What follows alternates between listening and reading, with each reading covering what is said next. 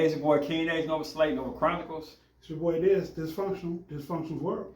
Now, I know it's been a while since we got Cusp. And the thing about Cusp is we can't do double Cusp without natal charts or specificness of it. We ain't supposed to do it with regular Cusp, but we could try to like play around with a little bit, give you our expectations of these Cusp signs. But Cusp signs are more even difficult than the regular sun signs. But by request, we'll be doing Gemini, Cancer, man, compatibility with Sagittarius, woman. You want to start off? I'm gonna let you go first. Okay, so Sagittarius women, just the sun sign, and known for adventurous women, very independent women. They can be blunt, they can be laid back, but for most part, they like their space. Okay. The first thing that will unite the Saggy with any part of this cusp is the Gemini. She has no connection or has any type of feeling for the Cancer part, for real, unless she got some type of water in her Mars or Venus. I had to throw it out there, but we just talking about Sag. The Gemini being the opposite of them is like a playground, a ring around the rosy. Sag like to outflank them in the energy level, and Gemini like to outflank Sag in the mental level. Pretty much a similar sign. Gemini kind of can play the Libra role or Aquarius role or Gemini role. Okay. Sag can kind of play the Leo role or the Aries role and still be herself. This is the Lycan versus vampires. Vampires being the Gemmies and Saggy being the Lycan.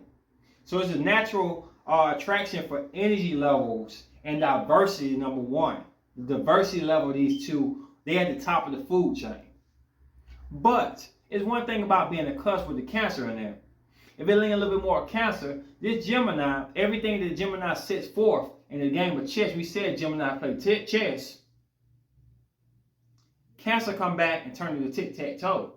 Turn it to a more simpler game because it has emotions now tied to it. Emotions with mental don't always go together right.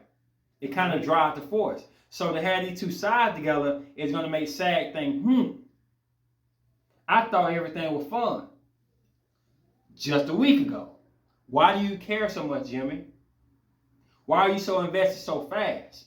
Water is nourishing, but it also can be kind of clingy. And that's the number one thing that always drives Sag away if she ain't ready to hit that stable of her life. Passing it to you. All right. So we're dealing with the Lycans and the vampires. First off, they're enemies. They don't like each other to begin with, for no apparent reason. They just don't like each other. So when you take the Gemini being a mind demon, and the Cancer part being, what would you call it? The water, but what would you call it? So like he said, those two, that's a mental mix-up. One wants to play the long game, and one wants to play the sure game. The Sag, like the ruffled feathers here and there. Like he said, it's adventurous. They're looking for the next big excitement. The only problem I see is that when the Sag gets with the Gemini, the Cancer might play too much, or catch feelings too fast, or not playing on the same team that they think they're supposed to be playing on. The Gemini and the Sag, they relate. They opposites attract. The Lycan and the vampire. That's like a old girl and the Lycan oddity that she fell in love with. Broke the rules for him. I always call it death. Yeah. So they gonna push the envelope as far as they can. But with the Cancer mix, they might not be playing the same game all the time. The problem that we look at is Cancer energy is known to like bulls, because it's told that bulls and cows, once you cut down the gate, they may not leave. It may take them a while to even notice that the fence is even down. It will. But not them stallions. They can be peaceful eating that grass, chilling, smiling at the camera. So once you cut down that fence, you know what? We'll haul off.